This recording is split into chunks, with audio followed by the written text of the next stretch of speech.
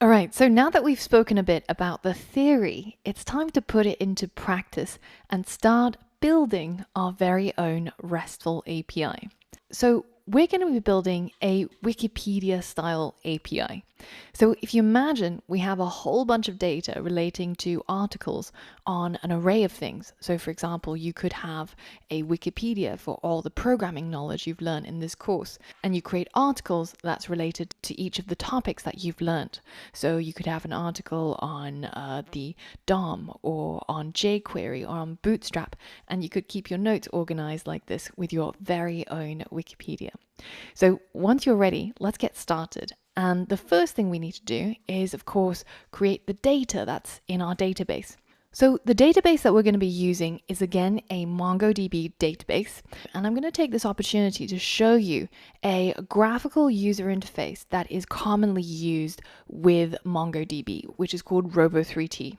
And they used to be called RoboMongo, so if you head over to robomongo.org, you'll be able to download Robo3T for your platform, Windows or Mac.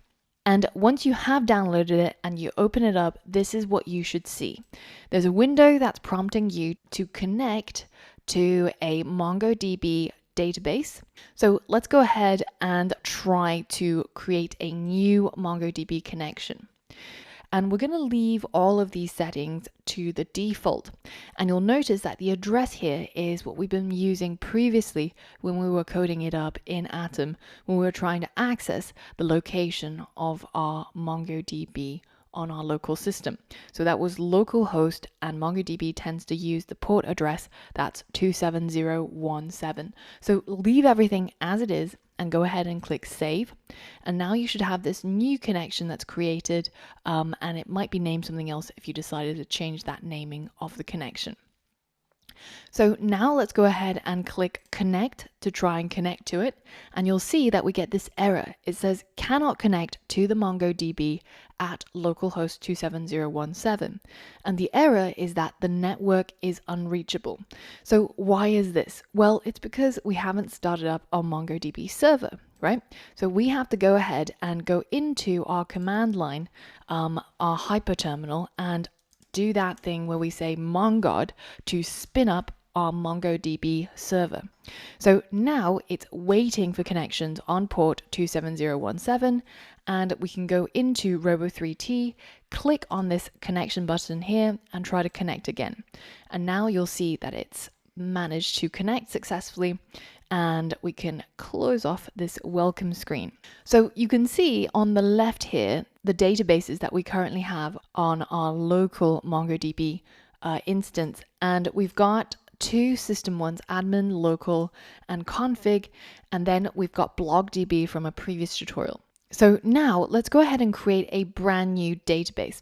Now, previously we've been doing all of this through the command line. So we tapped into the Mongo shell and we would say something like show dbs, which essentially does the same thing as this. And it lists admin, local, blogdb, and config, same as over here.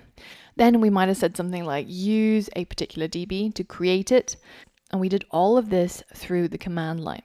Now, the command line gives you an extraordinary amount of control. You can literally do anything that is possible through the command line, which is why developers love it so much. It gives you a lot of freedom. But if you wanted to do something quick and simple and you wanted to be able to see your data easily, then using a graphical user interface like Robo3T can be quite helpful, especially if you're not quite yet familiar with the command line. So let's go ahead and create a new database. And to do that, we're going to right click on our new connection and we're going to create a database. Now, this new database we will call WikiDB as the database for our Wikipedia API. And you can see at the moment it has 0 connections. So let's go ahead and create a collection. So right click on the collections folder and then click create collection. And now we have to give it a name. Now remember that the naming convention for MongoDB collections are that it should be lowercase and it should be plural.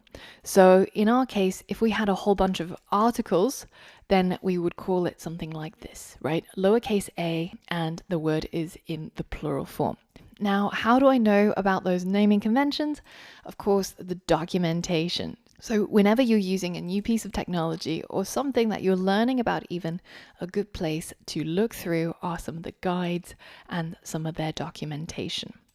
But now we're going to go ahead and create our articles collection. So now when I click on the drop down list, you can see I've got this collection of articles, but the articles are currently empty. If I right click and I say view documents, you can see that it says fetched 0 records, right? And all that Robo 3T is doing is it's running these predefined Mongo shell commands like what we did before, db.showCollection or db.find, and it translates that into kind of like a graphical user interface in terms of tables and folders instead of simply plain text. So given that we've got no documents in our articles collection, we can go ahead and insert a document, which is the same as the C in our CRUD, and we're going to create our brand new document. So this document is going to have 2 fields, and the first field is going to be the title of the article. So you can see that when we create a new document, these 2 curly braces get added in by default. And then all we have to do is put in the name of the field, which is going to be title. And then it's going to be a colon. And then it's going to be whatever it is we want it to be. And in this case, it's going to be a string. So let's say that we're going to create an article called REST. And then we're going to create another field called content. So our articles will have a title and some content. The content is going to be REST is short for representational state transfer. It's an architectural style for designing APIs. All right, so as you can see, we're putting them both in as strings, and then we're separating the fields with a comma. So this is exactly the way that we did it when we were coding it up inside Atom or in our server. So this should be pretty familiar to you, and it looks pretty much the same as any sort of JavaScript object. So now that we're done with our document, let's go ahead and click Save. And now you'll see that Robo 3T isn't quite smart enough to auto refresh when we add in a new article. So we have to go ahead and click View Documents to rerun that line of command, which finds everything inside the articles collection. But if you have a look now, we have a new item in here. So it's found 1 document and it's got 3 fields: the ID that gets automatically assigned by MongoDB, the title, which is what we inserted, as well as the content. So now let's go ahead and add a few more documents. If you want to, this is a good time to pause the video and add some of your own notes that you've learned along the way. Or alternatively, if you head over to this URL, github.com/londonatbreeze/build your own RESTful API, you can see that we've already created the repository. Then if you scroll down, you can see that we've included some example documents that you can simply insert in if you wanted to save time. So that's exactly what I'm going to do. I'm going to copy that from here, and then I'm going to try and add it to my articles collection.